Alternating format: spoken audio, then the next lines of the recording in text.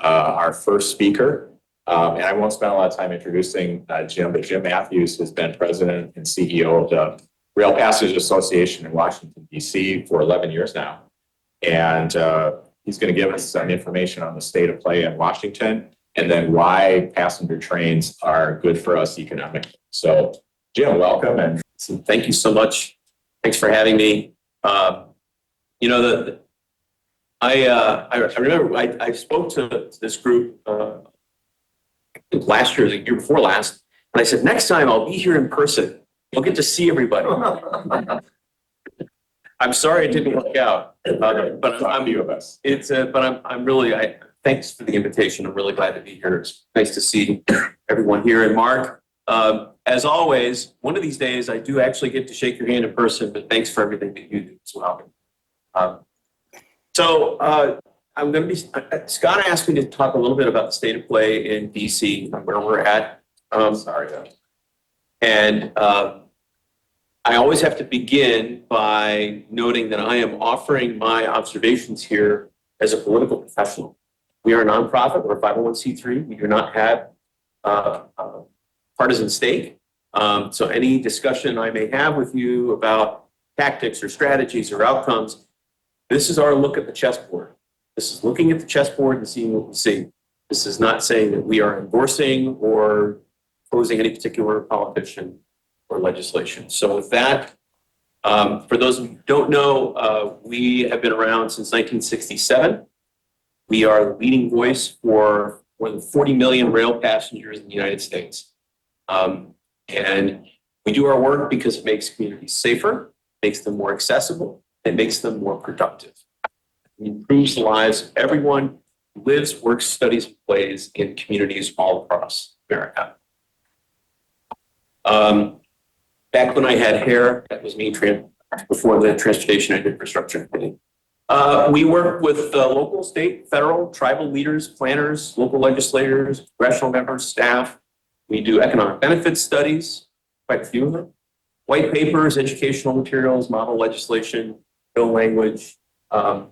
The infrastructure package that passed in 2021, we contributed 25 pages to that, to the rail title.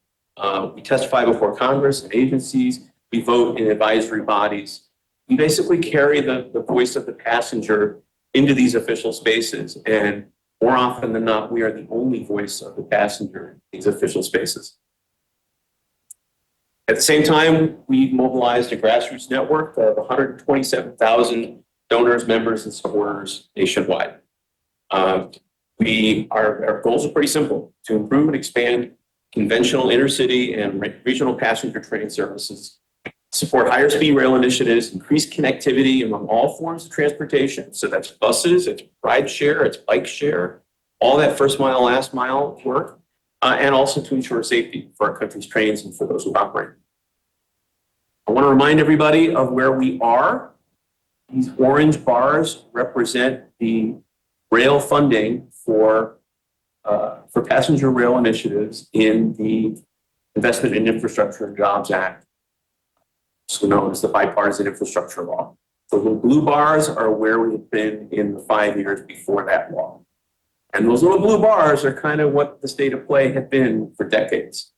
So when we use words like historic and transformative, this is what we mean. And everyone has seen this slide a bunch of times, but I think it's worth just repeating. This is an incredible amount of money that was earmarked for passenger rail investment in the United States, much more than had ever been spent at one time on passenger rail in this country.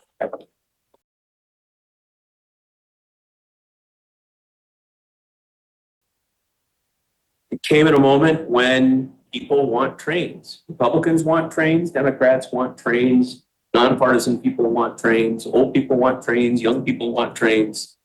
78% of Americans support passenger rail investment of $100 billion or more. 95% of Democrats and Democratic-leaning voters, 61% of Republicans and Republican-leaning voters. A slight majority support high-speed rail.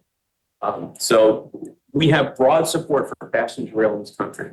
So as they say, passenger rail is having a moment. So let's talk just briefly about the election. We lost some allies on both sides of the aisle. The Senate, we lost Bob Casey, we lost Sherrod Brown, we lost John Tester. The interesting thing there about Montana, though, Tester was defeated by Tim Sheehy. Tim had ties to the Big Sky Passenger Rail Authority. He's already publicly supported the proposed new service. I actually remember being on a Big Sky Rail Authority Zoom call many years ago, and Tim Sheehy was on that call. So what we've got in the Senate is we lost someone who was in the majority and supported passenger rail, and we picked up someone who is now in the majority who supports passenger rail. So whenever you've got someone on that side of the ledger, you're doing okay. In the House, one of the interesting losses for me anyway was Congressman Molinaro. He lost to Josh Riley in New York 19. The House GOP tried to send a THUD appropriations bill through that would have gutted Amtrak service. It would have been 93% cuts to the Northeast Corridor, about 2/3 of cuts across the board to Amtrak. And there was a lot of pressure from Speaker Johnson and others to push this through. And 7 Republicans with Amtrak service locked arms and said, no, we're not voting for this bill. Now, why is that important? Well, remember, the majority in the House at the time was not very large. And all it took was 7 Republicans saying, no, we're not doing it. And that tanked the bill. And it was a lot of pressure because I spoke to a lot of pro-Amtrak Republicans in the House, some of whom were subcommittee chairs and that sort of thing. And they were told, hey, you can say what you want, but in the end, you're going to have to vote for this bill or I'll take your gavel. And these folks didn't have a gavel to lose. So they held firm and that bill never passed. Why do I talk about majorities and votes and numbers? Well, because they make a difference.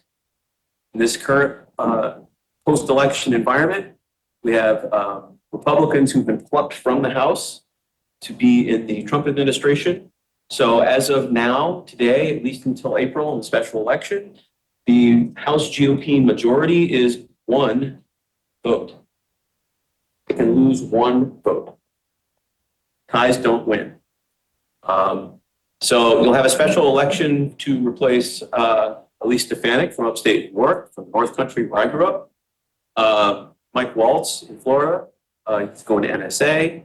Matt Gaetz' situation is interesting. He was withdrawn as the Attorney General pick, but he said he's not going to take his seat that he won. So there'll be a special election for Matt Gaetz' seat. Senator Rubio is cruising to confirmation as Secretary of State. J.D. Vance, his seat, same thing. The governor will appoint that. That's a fairly safe appointment. I want to point this one out really quick. In the Senate leadership elections, you had 3 folks who were contesting that. Senator Thune, Senator Cornyn, and Senator Scott. Senator Thune could be viewed as kind of the institutionalist choice. He's a very reliably rail-friendly vote, supported Amtrak legislation, even when he doesn't have Amtrak service in his state. He's been pretty consistent. He won that vote. In the secret ballot, Thune got 29 votes, Cornyn got 24, and Senator Scott got 0, which when you're in a secret ballot, you can kind of get a sense of what the temperature and the tone is in the chamber. I read that to suggest that the Senate is more interested in institutionalist views rather than in endorsing, radical policies. We'll see. Senator Thune has said he's going to maintain the power of the filibuster in Senate rules. And that also is huge because that means that any one senator can hold up a bill and that may need to happen. But as I said, post-election, the House majority is very, very slender. You have a single-digit margin of control right now, at least until April. And got 60 brand new congressmen coming to Capitol Hill. And we're going to have to educate all of them on passenger rail.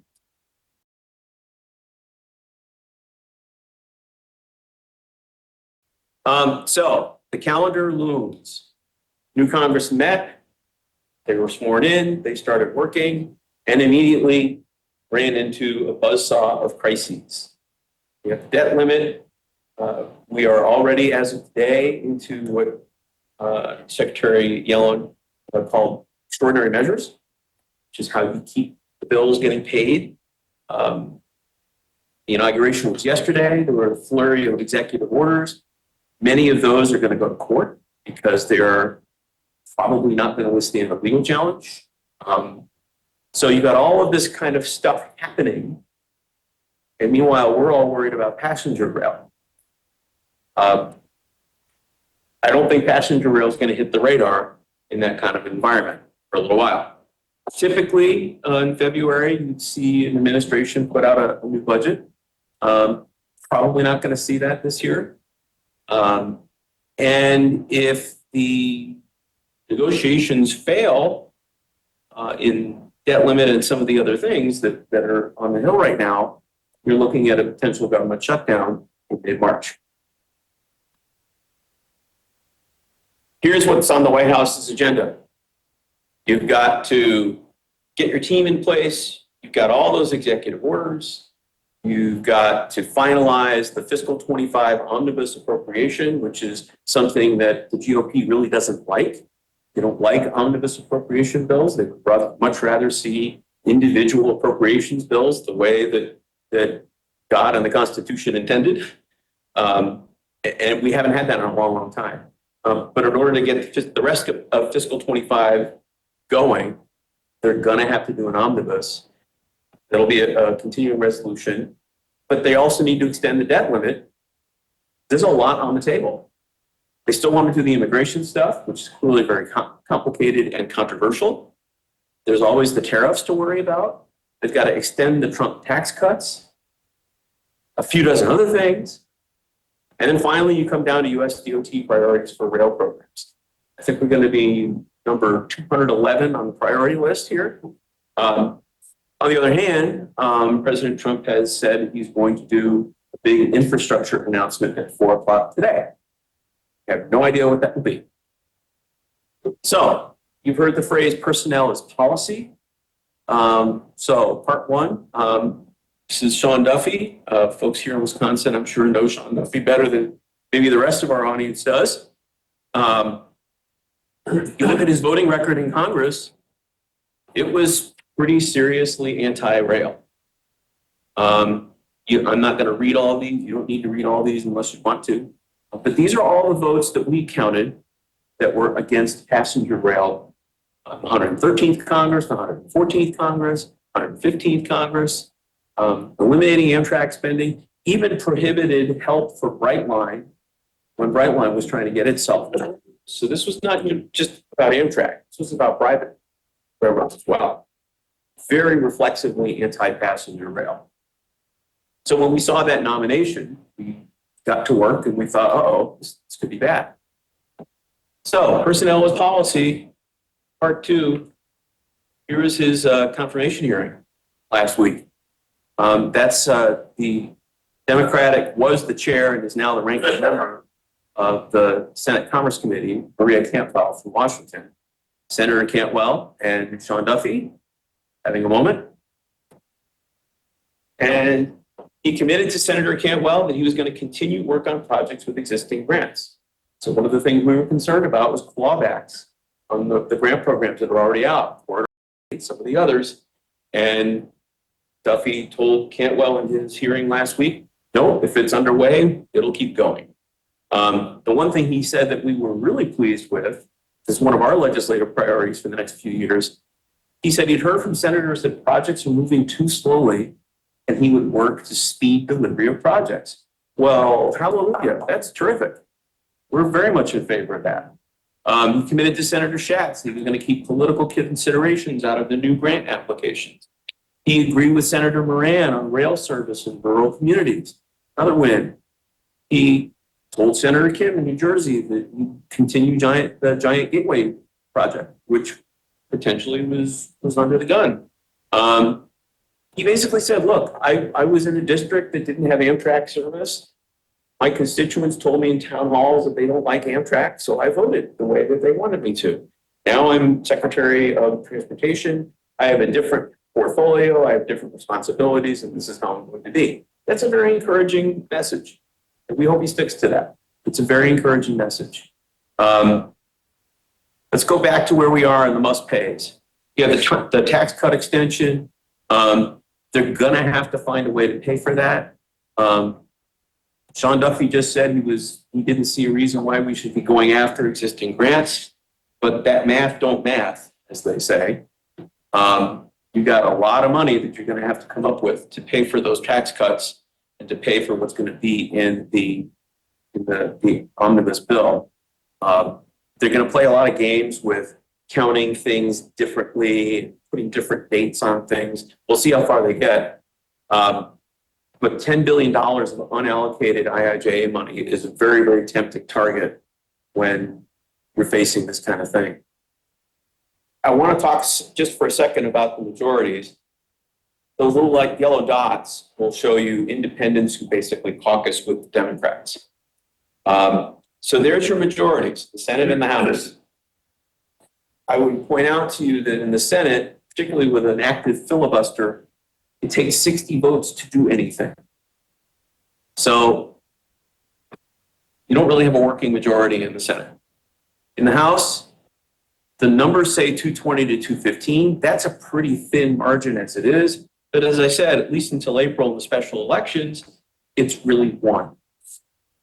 So the idea that you're going to ram anything through on any of those previous slides that I showed you is probably not going to happen, right? Because you're going to have Democrats support it and cooperate with you.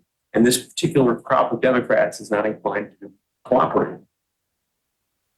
Surface transportation reauthorization, that's what comes next after the bipartisan infrastructure law.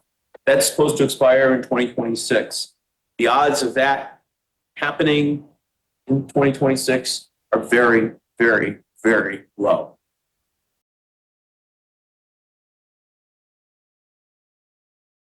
Go back to this. Anything that you try to write to replace the bipartisan infrastructure law is going to have to get through that gauntlet. It's not going to happen. So the open questions, $10 billion remaining in the Fed-State Partnership Program. $1 billion was supposed to have been awarded for fiscal 24 and for Fed-State Partnership National Network. There were supposed to be applications by December 16th. Many, many folks did apply for those funds. Are they going to make those awards right now? I doubt it. I doubt it. It would be great if they did, but I don't think they will. Now, how much of the Amtrak's $22 billion in state of good repair money out of the IIJA has been obligated? It's kind of a trick question. The answer is all of it, because once it's transferred to Amtrak, it's transferred. It's not like it's held in reserve and dripped out. When Amtrak gets that money, all of it is obligated. So now you'd have to go through a legal process to get that money back. Could they attempt that? Yes. But I go back to the slide a few slides ago about debt limit and immigration and tariffs and all of the other things that are on the agenda, which kind of make that less appealing as a place you want to spend your political chips. I also want to point out on this slide, if you look at all these items, these are the things that President Trump has said he wants to do. If you look at the dots will tell you which things he can do all by himself and which things he has to get cooperation to execute. I would point out that there's only two things that he can genuinely do unilaterally. And he did one of them yesterday, exit the Paris Climate Accords. He signed an executive order yesterday saying we're exiting the Paris Accords. Doesn't need Congress to do that. Unlikely to face a legal challenge, so that's done. And he can reverse the Biden administration's limits on certain energy projects. That's done. The rest, he's going to have to get Congress to go along, or he's going to have to go to the courts to enforce it because they're going to face a legal challenge. I say all that because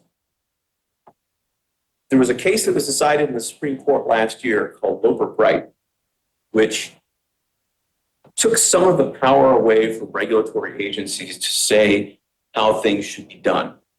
I'm taking a very big case and kind of boiling it down here. The crux of that case, though, is that the courts are saying that we are going to interpret stuff if Congress doesn't. And so that kind of checks the authority of the Federal Railroad Administration and potentially the Surface Transportation Board. But if you're going to apply those principles as the Supreme Court said they would, what that really means is Congress needs to act. They want Congress to say clearly, this is what we want. So now let's go back to that slide that I showed you a few slides ago about those majorities. That's where you're going to have to do that work. I'll go back to that. I'll foot stomp that point again. Those majorities are not working majorities. You're going to have to get into something negotiated in order to do that. Very quickly, the non-federal match, democratically controlled legislatures have really sort of driven the non-federal match. That's going to start to go away, we think, because we've got a lot of legislatures now that aren't necessarily interested in ponying up non-federal match. Senate race in 26. Look at this map. I don't see a lot of vulnerable red senators necessarily. However, if the tariffs hit the way we think they might, if avian flu rips through the United States and eggs cost $30 a dozen, all of the other things that potentially could happen, you could see a shift in public sentiment, and you might see a shift in the odds for these seats. And if history is a guide, even if the Senate doesn't flip, it is likely that the House in this round will lean blue. So let's talk briefly about the economic case for passenger rail. That is an old ad from Amtrak, which they stopped running and which is now kind of flushed down the memory hole. And I wish they wouldn't. I wish they would actually use it, but they backed off that idea. But if you look at what Amtrak does for the economy, the fact that we have an Amtrak at the time contributed $7.4 billion to the US economy. That number now is somewhere around 10 billion, between 8 and 10 billion, depending on how you count it. That's a pretty good return. If I spend $3 billion a year to have an Amtrak and I get $10 billion of GDP out of it, that's a pretty good deal. And one of the things we're trying to make sure people understand, especially those 60 new congressmen, is that passenger rail is Heartland America's prosperity engine. That's what it is. Small towns all across America collect Amtrak's profits. Whenever they say, well, Amtrak doesn't make a profit, Amtrak makes a wildly enormous profit for all the communities that it serves. That's what it's for. It doesn't make a profit for Amtrak. It makes a profit for the communities that get the service, which is where this comes in. I know everybody here knows what this map is.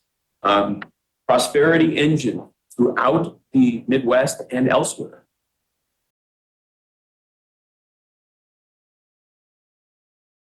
I'd like to call your attention to the slide. If you look at the growth on the left-hand side, those bar graphs, that shows you the economic activity that is generated by just the operating spending on the new corridors. That's an estimate of how much additional economic activity you would get from doing that. This number understates the actual economic boost because it only counts direct effects. If you add in the indirect and the induced, you get up to at least 4 times that number. So that's a very sort of puzzling thing until you stop and think about what a train does and how it behaves. You get on a train, you go somewhere, you get off the train, what do? You stay in a hotel or an Airbnb. You go to restaurants. Maybe you see a show. Maybe you spend some money in a shop. So you go into a community and you take money out of your wallet and you leave it behind. And that times however many passengers a day is how you generate these returns, because that's the direct spending that's counted there. But go a little further. If I spend the money in the hotel has to spend money too, right? They have to have staff. They have to buy food. They have to have housekeeping services. So they put that money in the local economy by hiring staff and doing business-to-business transactions to bring food and supplies into the hotel. Those in turn induce sales tax revenues and payroll tax revenues and all the rest. And it moves through the economy and it generates multiples of economic activity. And that's the magic of this kind of investment. We modeled this out for a lot of different folks, including the Borealis before it was called the Borealis.